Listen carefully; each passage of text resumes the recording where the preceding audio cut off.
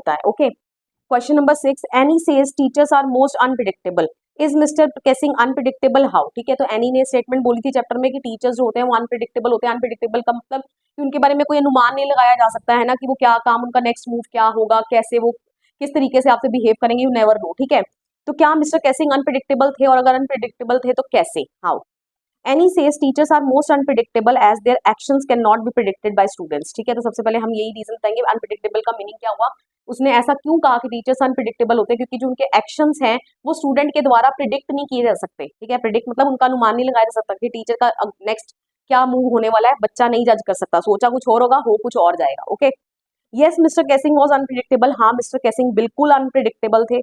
He was an old fashion person and was a strict disciplinarian. ठीक है, वो एक ओल्ड फैशन पर्सन थे और स्ट्रिक्ट डिसिप्लिन में बिलीव रखते थे।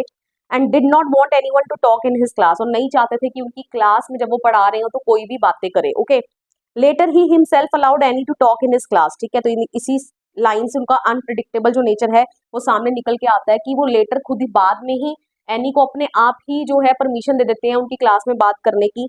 ही was too amused by Anne's art of writing that he had to relent and there came a change in his behaviour. ठीक है, तो वो अम्यूज मतलब बहुत ज्यादा हैरान होना। ठीक है, अम्यूज मतलब बहुत ज्यादा वो हैरान हुए एनीस की आर्ट ऑफ राइटिंग से, क्योंकि उन्होंने उसको क्या दिए थे एक्स्ट्रा होमवर्क में, पनिशमेंट के रूप में एसेस लिखने को दिए थे on the topic chatterbox, फिर incorrigible chatterbox, then on quack quack quack said mistress chatterbox. ठीक है, तो all these topics are related. ठीक है, आपस में रिलेटेड ही थे, बस थोड़ी सी हेडिंग को मॉडिफाई कर दिया गया था। तो एनी की जो आर्ट ऑफ राइटिंग थी, ठीक है, तो उससे बहुत ज्यादा क्या हुआ, अम्यूज मतलब बहुत ज्यादा हैरान हुए, सरप्राइज्ड हुए। ठीक है, एंड की लेटर उनको खुद को ही रिलेंट करना पड़ा। रिलेंट मतलब उनको खुद को ही पीछे हटना पड़ा। ठीक है, एंड उनके बिहेवियर में क्या आ गया, एक चेंज आ गया। कहने का मतलब अब वो जो स्ट्रिक्ट थे इतने, वो स्ट्रिक्ट से थोड़े क्या हो गए, लीनियंट हो गए, and that is why he allowed Anne to talk in his class. Okay, question number 7, what do the statements tell you about Anne Frank as a person? ठीक है, तो ये कुछ स्टेटमेंट्स दी हमें, 7 स्टेटमेंट्स आर देयर।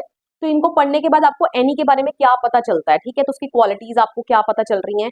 तो जिस बच्चे ने ये क्वेश्चन कर लिया ना, तो अगर एनी के ऊपर करेक्टर स्केच लिखने के लिए आ जाए तो आप वो क्वेश्चन बड़ी इजिली अटेम्प्ट कर सकते हो। तो इस क्वेश्चन को पूरा एंड तक देखिएगा जरूर। ओके, तो वेरी इंपॉर्टेंट है from examination point of view. ये लाइंस तो नहीं आएंगी, लेकिन इन लाइंस के ऊपर बेस्ड उसका पूरा करेक्टर स्केच जो है वो तैयार किया जा सकता है एनी का।